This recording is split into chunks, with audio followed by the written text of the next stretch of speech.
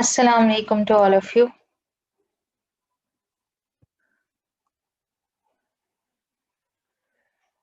बेटा second year शहीद next week में आप लोगों का जो केमिस्ट्री टेस्ट आ रहा है उसके टॉपिक्स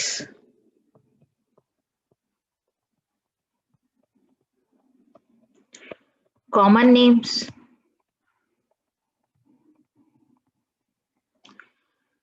और कॉमन नेम्स सिर्फ मैंने इस तरह से लिखा है कि जरूरी नहीं है कि स्ट्रक्चर दूं और आप उसके नेम्स लिखें। हो सकता है कि मैं नेम दूं और आपको उसके स्ट्रक्चर को ड्रॉ करना हो, यानी आपको दोनों तरह से तैयारी करनी है, नेम से structure banana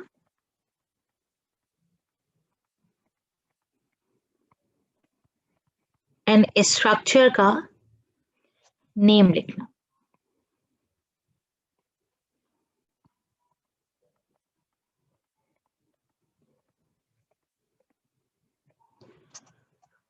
And number 2, chapter 7.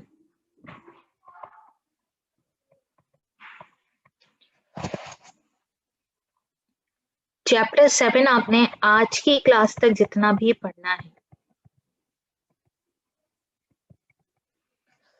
वो सब भी आपका टेस्ट पार्ट है।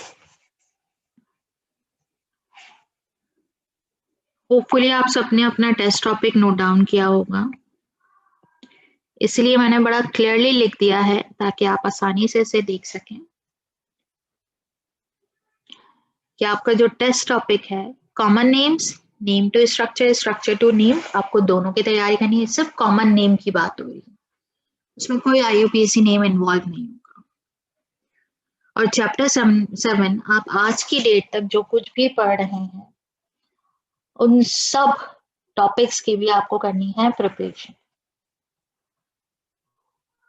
अपने टॉपिक की तरफ आते हैं बेटे। लास्ट क्लास में हमने होमोन्यूक्लियर एडिशन रिएक्शन से रिलेटेड बात की थी, सही, और एक क्लास तो हमारी टेस्ट में निकल भी गई। बहुत अफसोस मुझे कि एक क्लास हमारी जाया हो गई, लेकिन बहरहाल आज की क्लास में हमें एडिशन ऑफ हैलोजन से रिलेटेड बात करनी है। This is the second one reaction for the addition of homonuclear molecules.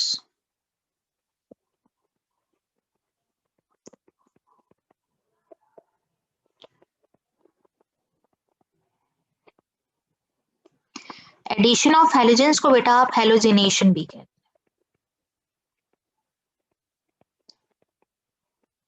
बिल्कुल वैसे ही हैलोजिनेशन जैसे आपने कभी अल्केन में नाम पढ़ा था, लेकिन अगर आप सिर्फ हैलोजिनेशन लिखते हैं that is addition of halogenation. और अगर आपने लिखा हैलोजिनेशन इन अल्केन तो आप जानते हैं अल्केन में कोई एडिशन ऑफ हैलोजिनेशन नहीं है, अल्केन में कोई एडिशन रिएक्शन पॉसिबल नहीं है, अल्केन में सिर्फ सब्स्टिट्यूशन रिएक्शन पॉसिबल। हाइड्रोजन की कहानी तो यह है कि वो बेचारा एक अकेला था, है ना। हाइड्रोजन नाम लिया और हाइड्रोजन एक ही मौजूद है। ज्यादातर अगर और भी मौजूद है तो उसके आइसोटोप्स हैं, ड्यूट्रियम और ट्राइटियम, लेकिन जो खुसूसियत प्लूटोनियम यानी हाइड्रोजन की है वो किसी और की नहीं। लेकिन जब मैं हैलोजन की बात करती हूँ तो हैलोजन ग्रुप, जिसका नाम का मतलब ही क्या है, सॉल्ट फॉर्मर, और आप पीरियोडिक टेबल में उसे ग्रुप 7A में देखते हैं, मोस्ट इलेक्ट्रोनेगेटिव ग्रुप कहलाता है।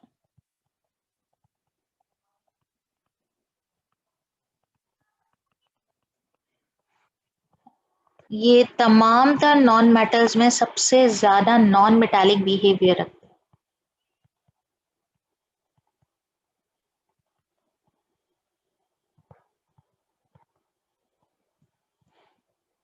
और इलेक्ट्रोनेगेटिव तो आप जानते हैं, इलेक्ट्रोनेगेटिव क्या होता है, किसी दूसरे भी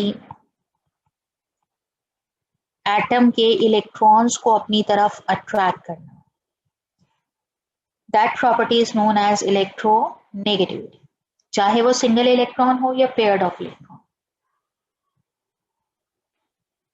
ये सारी कहानी बताने का मकसद ये है बेटे कि हैलोजन सिर्फ एक एलिमेंट नहीं है, halogen is the combination of the group of elements. तो यहाँ पे ग्रुप मेंबर्स की अगर हम बात करें, फ्लोरीन, क्लोरीन, ब्रोमीन, आयोडीन, तो इन चारों में से फ्लोरीन और क्लोरीन जो है वो गैसेस हैं एट रूम टेम्परेचर। ब्रोमीन क्या है आपके पास, रेडिश ब्राउन लिक्विड है। इस ग्रुप की खास बात यह है कि इसके group member at a time 3 states of matter को शो करते हैं। और आयोडीन क्या है आपके पास, सॉलिड है, जो कलर के हिसाब से देखा जाए तो शाइनी ब्लैक कलर, लेकिन हम उसको इतना ब्लैक इसलिए कह देते हैं क्योंकि वो इंतहाई डार्क वॉयलेट कलर है। इतना डार्क पर्पल कलर होता है कि हम उसकी अपीयरेंस को शाइनी ब्लैक के नाम से रिप्रेजेंट करते हैं। एक और ग्रुप मेंबर भी है एस्टेटाइन। एस्टेटाइन को मैंने यहाँ पे देखें लिखा भी नहीं है। इस अर्थ क्रस्ट पर एस्टेटाइन जो है ना बहुत ही कम पाया जाता है, रेयर एलिमेंट्स में उसका शुमार होता है। रेयर एलिमेंट्स ऐसे एलिमेंट्स जो कम एग्जिस्ट करते हैं इस अर्थ क्रस्ट में, और अगर करते भी हैं तो फिर वो अपनी जो है वो रेडियो एक्टिव फॉर्म में एग्जिस्ट कर रहे होते हैं, जो हमारे लिए फिलहाल किसी काम की नहीं। तो एडिशन ऑफ हैलोजन का मतलब है मैं at a time fluorine, chlorine, bromine और आयोडीन की बात कर रही हूँ। अब आते हैं डाउन द ग्रुप। जैसे जैसे मैं फ्लोरीन से आयोडीन की तरफ बात करती हूँ वैसे वैसे इलेक्ट्रोनेगेटिविटी क्या हो रही है, डिक्रीज। इसका मतलब मोस्ट इलेक्ट्रोनेगेटिव इज फ्लोरीन। बहुत मगरूर है भाई, इसे बहुत गुरूर है। Most dominant element in the periodic table according to its electronegativity value। अव्वल तो ये किसी के साथ बॉन्ड बनाता नहीं है, और अगर बनाता है ना तो उस बेचारे को ऐसा बेबस कर देता है कि मजाल है कि वो बेचारा बॉन्ड तोड़ने की हिम्मत कर। तो डोमिनेंट की बजाय अगर मैं एक वर्ड डॉन इस्तेमाल करूं तो आपको ज्यादा अच्छा लगेगा। तो ऐसे कभी कभार इसके रिएक्शन इतने खतरनाक होते हैं कि ये एक्सप्लोड कर जाता है, एक्सप्लोजिव रिएक्शन। तो ये जो हम अभी रिएक्शन पढ़ रहे हैं ना अल्कीन में, अल्कीन में भी अगर फ्लोरीन ऐड होगा ना तो एक्सप्लोसिव रिएक्शन होता है। वो एक्सप्लोसिव मतलब वो कोई एक्सप्लोसिव मटेरियल बन रहा होता है और उसका फास्ट रिएक्शन होता है कि मैं उसे कंट्रोल नहीं कर पाती, हम उसे लैब में करवाते हैं। तो फिर सबसे ज्यादा यहाँ पर जो शरीफाना तरीके से ऐड होते हैं, मासूम जिसे आप कह लीजिए, वो है क्लोरीन और ब्रोमीन, क्योंकि ये रूम टेम्परेचर पर ही रिएक्ट करते हैं। और फिर बाकी बचा आयोडीन। आयोडीन के साथ सबसे बड़ा प्रॉब्लम है उसका अपना atomic size, number of shells बहुत ज्यादा होता है। वो बेचारा अपने साइज को ही मेंटेन नहीं कर पाता है, ना कि वो किसी और के साथ जो है वो क्या कर सके, कंपाउंड बना। और अगर बना लेता है तो इतना कोई स्ट्रॉन्ग बिहेवियर नहीं होता, क्योंकि एक तो इसकी इलेक्ट्रोनेगेटिविटी भी क्या है, कम है, स्ट्रॉन्ग बॉन्ड नहीं होता इसका। सही जैसे तैसे करके बना भी लेगा तो मजबूरी है, और उस मजबूरी को फिर हम कैटलिस्ट से सपोर्ट करते हैं। आपको पता ना एक ऐसा रिएक्शन जो हालत मजबूरी हो रहा, स्लो है, जो हम उसको फास्ट करने के लिए उसमें क्या ऐड करते हैं, यस, कैटलिस्ट। इसका मतलब जब मैं आपको यहाँ हेलोजिनेशन बताऊंगी तो वहां पे फ्लोरीन की कोई एग्जाम्पल नहीं होगी, क्लोरीन और ब्रोमीन आपको नजर आएगा, लेकिन उसी के साथ साथ आपको आयोडीन भी नजर आएगा। ये सिर्फ अभी अकॉर्डिंग टू हेलोजन बात चल रही। सही है, मैंने अभी अल्कीन के पैटर्न को तो छेड़ा ही नहीं है। तो ये रहा आपके पास अल्कीन, और इसमें जब हैलोजन को मैंने किससे रिप्रेजेंट किया, X2, क्योंकि सारे के सारे डायटोमिक होते हैं एट पर्टिकुलर कंडीशन। क्यों भाई, जैसा हैलोजन वैसे उसके नखरे, इसलिए मैंने लिखा एट पर्टिकुलर कंडीशन। जैसा हैलोजन वैसे उसके नखरे, यानी वैसी उसकी कंडीशन। तो होगा क्या, इस पूरी कंडीशन पर हैलोजन के लिए ये पाई बॉन्ड क्या हो जाता है, ब्रेक। और जब ब्रेक होता है तो कार्बन दोनों के 4 बॉन्ड नजर आते हैं। और पाई बॉन्ड ब्रेक होने के बाद एक एक हैलोजन एडजेसेंट कार्बन एटम्स पर अटैच नजर आता है। और अगर मैं इसको लिखूं तो that is die hello alkyne. लेकिन अगर मैं इसको कॉमन नेम लिखूं ना तो विच इज वेसिनल डाइहेलाइड। याद आ रही है कोई बात? अब जब मैं आपके साथ यहाँ पे राइट कुछ इंपॉर्टेंट रिएक्शंस अगर इस तरह ब्लॉक में बताना शुरू करूं तो ये आपके की पॉइंट्स होंगे। आपने क्या सीखा, आपने वेसिनल डाइहेलाइड, याद करें, आपने वेसिनल डाइहेलाइड से अल्कीन बनाना सीखा। याद है किस प्रोसेस से? यस, बाय डीहैलोजिनेशन से।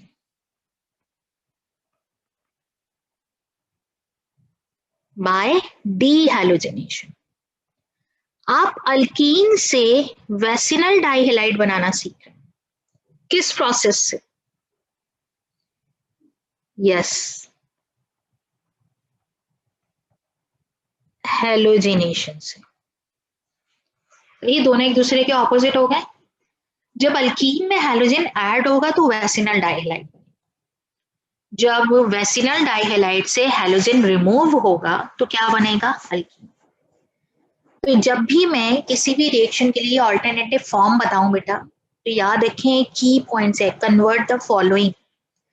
पेपर में एक क्वेश्चन बनकर आता है, कन्वर्ट द फॉलोइंग, कन्वर्जन आते हैं ना। क्या पता वो आपसे ऐसे पूछे डाइक्लोरोइथेन इनटू इथीन और इथीन इनटू डाइक्लोरोइथेन। अब बच्चा परेशान, किस पैटर्न को सोचे और किस पैटर्न को ना सोचे, लेकिन जिसने ट्रिक के अकॉर्डिंग पढ़ा होगा ना वो परेशान नहीं होगा, वो फौरन इस बात पर पहुंचेगा दोनों सेम चीज है, इसका मतलब कोई एक ऐसा रिएक्शन है जो ऑपोजिट पैटर्न पे हो रहा था।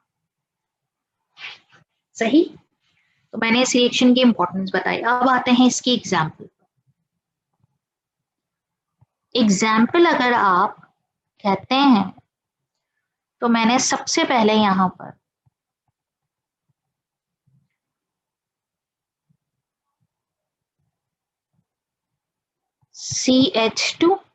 CH2 और ये डबल बॉन्ड, और यहां मैंने लिखा chlorine eight room temperature.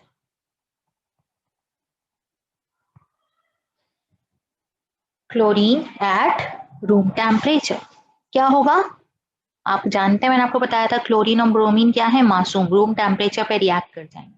Fluorine में लिख के भी नहीं बताऊंगी क्योंकि वो रिएक्शन हमारे कंट्रोल से बियॉन्ड है। सही, वो लिखने की हद तक तो होगा लेकिन वो परफॉर्म करने की हद तक नहीं होगा।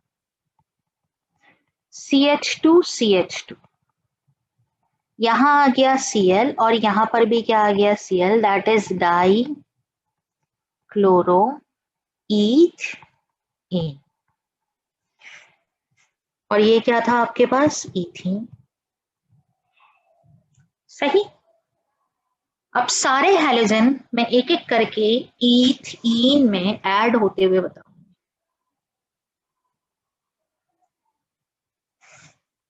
Next one, CH2 double bond CH2 plus bromine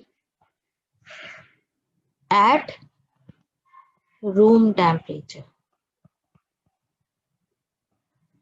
पाई bond break, CH2 double bond break हो जाएगा और दोनों कार्बन एटम्स पर कौन आकर अटैच हो गया, what is this, this is die bromo ईथ in.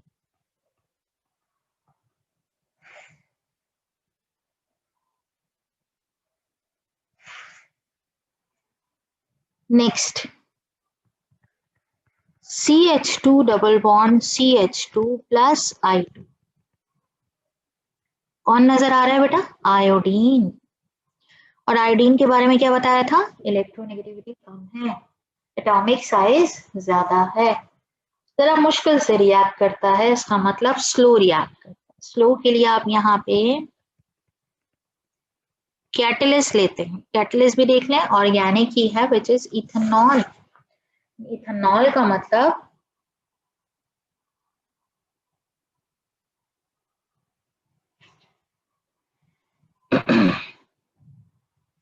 Ethyl alcohol. तो CH2 CH2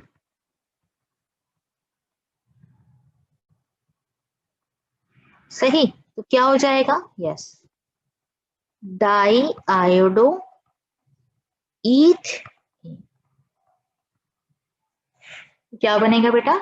die iodo ईथ in. This is how ethene adds the molecule of halogens. सही, यहां तक तो पैटर्न बड़ा आसान। अब आपने सोचा भाई यहां तक रिएक्शन कंप्लीट, चलो शुक्र। लेकिन अब हम रिएक्शन के, अभी तो हमने वन साइड ऑफ मिरर देखा, अब हम देखते हैं ऑपोजिट साइड ऑफ मिरर। अभी तो हमने डिफरेंट हैलोजेंस देखे, लेकिन अगर अब अल्कीन डिफरेंट हो, इथीन को हटा दें, प्रोपीन लें, सही, तो मेरी बात बहुत ध्यान से पहले समझना। वो याद है आपको अल्केन में सिमेट्रिकल और एसिमेट्रिकल, दो इक्वल पार्ट्स और दो अनइक्वल पार्ट्स। चलें एक गेम खेलते हैं।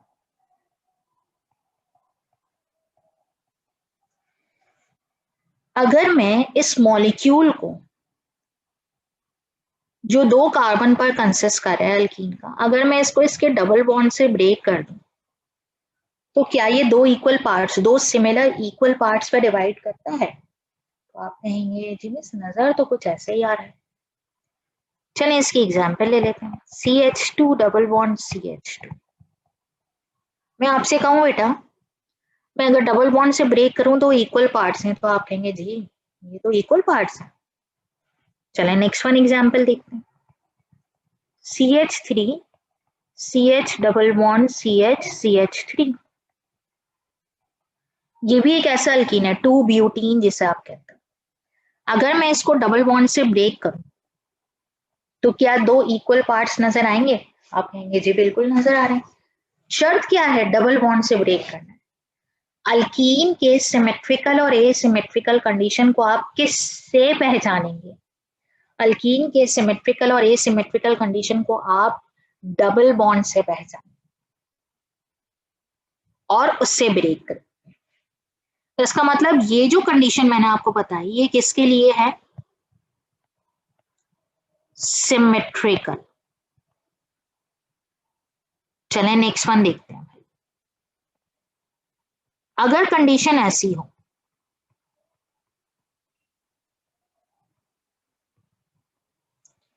तीन कार्बन और तीन कार्बन से ज्यादा वाली सिचुएशन, और मैं इसको डबल बॉन्ड से ब्रेक करूं, तो क्या दो इक्वल पार्ट्स में जो है वो ये डिवाइड होगा? आप कहेंगे नजर नहीं आया ऐसा, या कुछ मजा नहीं आया। तो चलें इसको ऐसे ले, what is this? This is propene. आप प्रोपीन के मॉलिक्यूल को डबल बॉन्ड से ब्रेक करें, दो इक्वल पार्ट्स हैं? नो, अनइक्वल पार्ट्स हैं, एक साइड पे एक कार्बन, एक साइड पे दो carbon. Next CH3 CH double bond CH3 CH2 CH double bond CH2। मैं इसको डबल बॉन्ड से ब्रेक करूं तो क्या ये इक्वल पार्ट है? आप कहेंगे नो मिस। तो इसका मतलब ये क्या है? आप कहेंगे मिस ये सिमेट्रिकल नहीं है। तो फिर क्या है? आप कहेंगे ये क्या है? एसिमेट्रिकल अल्कीन है। क्या है बेटा? Asymmetrical alkyne. तो इसका मतलब अब कहानी किसके गिर्द घूमेगी? अल्कीन कौन सा है? एडिशन ऑफ हैलोजन के लिए नहीं, बल्कि आगे की तमाम कंडीशन के लिए। सही याद रखें, मैं इस पे इतना टाइम और इतना स्लो इसलिए बता रही हूँ, मुझे पता है अल्कीन पे ग्रिप हो गई बच्चे की, तो अल्काइन पे मुझे बहुत कम टाइम लगाना पड़ेगा। लेकिन अगर अल्कीन ग्रिप से निकल गया बच्चों के, तो उन्हें अल्काइन में भी डबल मसला होगा। तो क्या ऐसे अल्कीन जो डबल बॉन्ड से ब्रेक होने के बाद इक्वल पार्ट्स सिमेट्रिकल, जो अनइक्वल पार्ट्स वो एसिमेट्रिकल। इससे हमारी रिएक्शन का क्या लेना? बिल्कुल है। अब मैं लिखूंगी, देखें क्या, addition of chlorine in prop. सही, जो कॉन्सेप्ट दिया है वो आगे चलकर हमारे लिए बहुत काम का है, तो इसलिए बराए मेहरबानी इसको अपने जहन में रखें।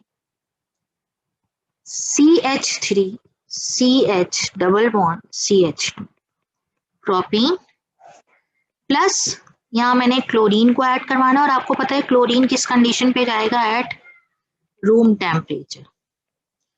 एसिमेट्रिकल अल्कीन है। अच्छा, आने वाला मॉलिक्यूल क्या होमोन्यूक्लियर है या हेट्रोन्यूक्लियर है? उसने कहा नहीं भाई, ओके का सिग्नल दिया, समझ लीजिए चेक पोस्ट है ना, प्रोपीन चेक पोस्ट है। उसने कहा नहीं, ओके का सिग्नल है, कोई मसला नहीं होगा मुझे। मैंने कहा क्यों भाई? इसलिए क्योंकि जो मॉलिक्यूल ऐड होने आ रहा है ना, वो सेम एटम्स पे कंसिस्ट करता है। तो चेक पोस्ट वालों ने बोला, यानी प्रोपीन कहता है भाई तो मसला किससे होगा? वो जो हेट्रोन्यूक्लियर होगा, जो सेम एटम्स पे कंसिस्ट नहीं कर रहा होगा, वहां पर प्रोटीन के लिए ये चेक पोस्ट अलर्ट बहुत जरूरी है।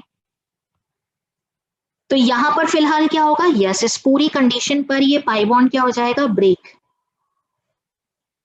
सही, तो क्या हो गया? CH3 CH, फिर यहाँ क्या आया? CH2, एक साइड पर क्लोरीन, दूसरे साइड पर क्लोरीन, कोई मसला नहीं हुआ भाई। और क्या बना? 1,2 डाई क्लोरो प्रोप इन। तो फिर अगर मैं CH3 CH double bond CH CH3,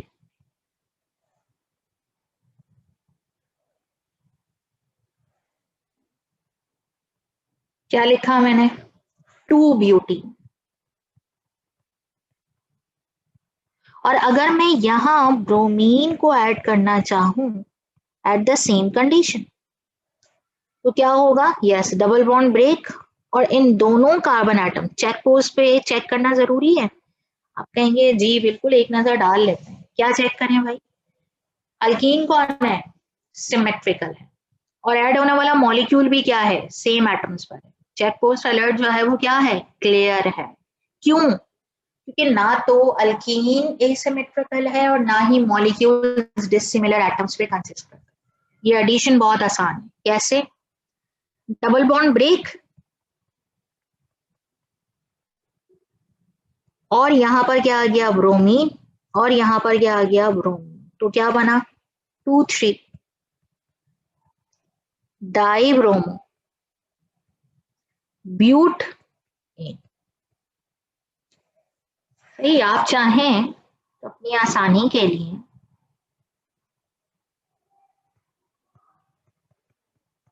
addition of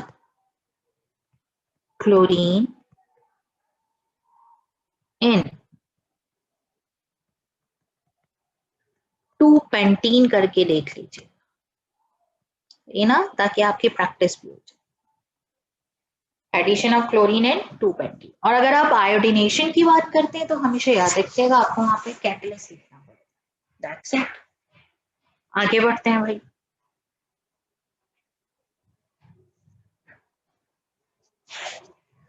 यहां तक बात खत्म होती है होमोन्यूक्लियर एडिशन। तो आप किसकी बात करनी है? Heteronuclear addition.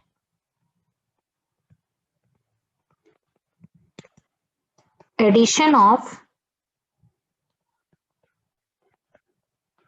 Heteronuclear molecules. नाम का मतलब कई बार लेक्चर में लेने की वजह से शायद अब आपको क्लियर हो। Heteronuclear, hetero means different, nuclear मतलब न्यूक्लियस, इसका मतलब दो डिसिमिलर एलिमेंट से बना हुआ मॉलिक्यूल है, यानी molecule consist of different atoms. Heteronuclear का मतलब क्या होगा?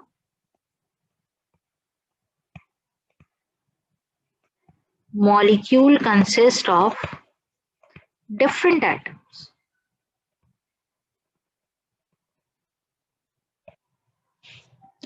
सही। इसमें हमें क्या क्या पढ़ना है, मैं इसकी लिस्ट पहले जरूर बताऊं। Number 1,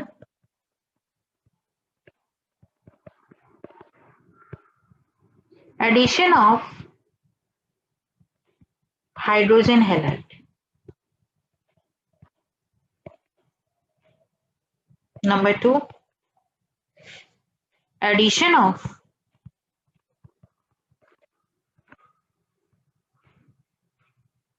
hypohalous acid.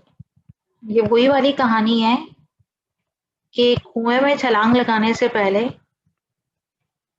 कुएं की गहराई का पता होना चाहिए। Addition of hydrogen halide, addition of hypohalous acid.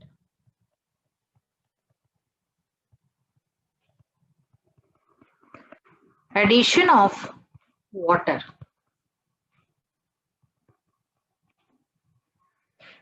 Addition of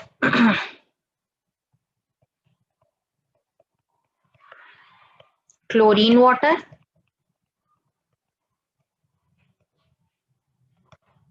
and bromine water. इसका मतलब ये नहीं है addition of chlorine and bromine, no. Chlorine gas को वाटर में डिसॉल्व किया और ब्रोमीन लिक्विड को वाटर में डिसॉल्व किया, तो क्या होगा, और उसको ऐड करवाएंगे alkene. Next, addition of sulphuric acid.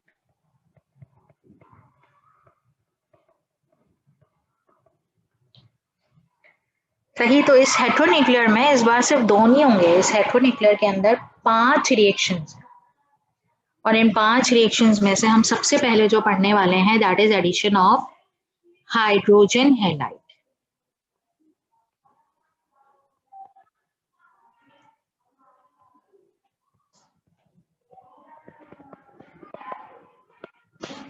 Hydrogen halide. Hydrogen halide अगर मैं आपसे कहूं तो चलें सबसे पहले तो इसका मतलब समझते हैं। हाइड्रोजन हैलाइड का मतलब हाइड्रोजन और halogen, combination of hydrogen and halogen. आपने इसके बड़े सारे मॉलिक्यूल्स देखे हैं, सबसे ज्यादा HCl है ना, HBr, HI। तो इसका मतलब जिसे आप कहते हैं ना हाइड्रोक्लोरिक एसिड, तो इसका मतलब यहाँ पर भी हाइड्रो हेलस एसिड भी कह सकते हैं, हेलिक एसिड भी कह सकते हैं, लेकिन ज्यादातर हम इसको हाइड्रोजन हैलाइड के नाम से जानते हैं। इसका मतलब अब हेलोजन सेम तो है नहीं, आपने अभी अभी पढ़ा कि हेलोजन फ्लोरीन भी है, क्लोरीन भी है, ब्रोमीन भी है और आयोडीन भी है। तो इसका मतलब एसिड भी 4 तरह के हो गए, HF, HCl, HBr, HI। अब सबसे पहले मुझे आप इनका बॉन्ड स्ट्रेंथ सीक्वेंस बताइए। बॉन्ड स्ट्रेंथ, बॉन्ड स्ट्रेंथ का मतलब ये है इन चारों हैलोजन में से कौन सा ऐसा हैलोजन होगा जो हाइड्रोजन बेचारे को ना बहुत मजबूर कर देगा, वो अपने इलेक्ट्रॉन उसके पास देखने में नजर भी नहीं है, और इसी तरह से फिर उससे कम, फिर उससे ज्यादा, या फिर उससे मजीद कम। तो आप जानते हैं डाउन द ग्रुप, याद दिला दूं अभी अभी, डाउन द ग्रुप इलेक्ट्रोनेगेटिविटी क्या होती है, डिक्रीजेस। तो सबसे ज्यादा स्ट्रॉन्ग बॉन्ड कौन सा इन चारों में से कौन सा एसिड बना रहा? सबसे ज्यादा वीक बॉन्ड इन चारों में से कौन बना रहा होगा? जी, हैंड रेज ऑप्शन करें और मुझे जवाब दें।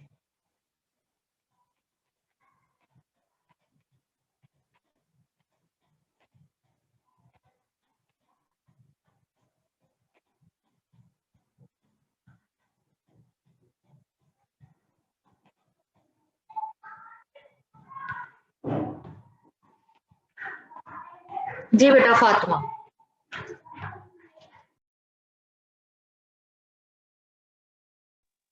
मिस सबसे ज्यादा हाइड्रोजन फ्लोराइड स्ट्रॉन्ग बनाएगा बॉन्ड।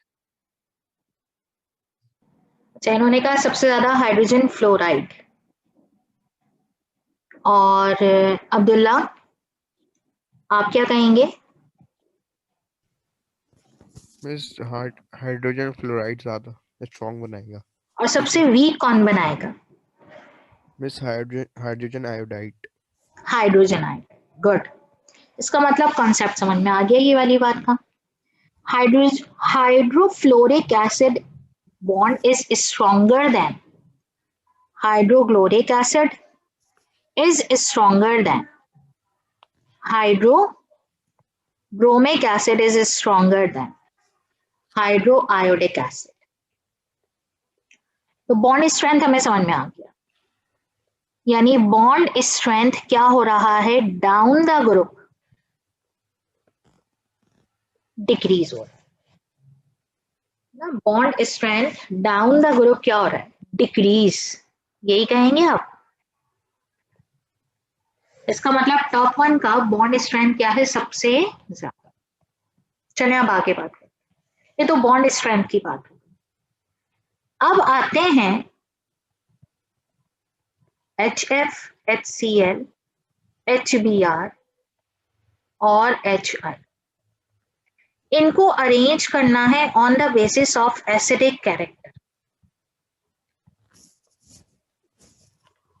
Acidic character. तो कोई ऐसा स्टूडेंट है जो मुझे इनके एसिडिक कैरेक्टर से रिलेट, लेकिन एसिडिक कैरेक्टर से पहले मैं इन दोनों बातों को दोहराऊंगी। Down the group electronegativity decreases, bond strength is also decreases. सही। एसिड का मतलब क्या होता है? मैं जरा एसिड की बात याद दिला दूं। एसिड वो होता है जो एक्वस सॉल्यूशन में हाइड्रोजन आइंस देते हैं आसानी से, है ना, आयोनाइज हो जाए, उसको कोई जोर जबरदस्ती की जरूरत नहीं। तो कौन मुझे यहाँ पे जवाब देगा?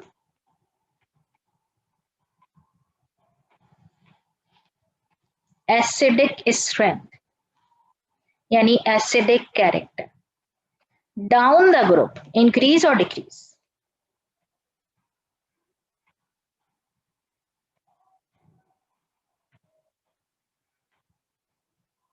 जी सामने।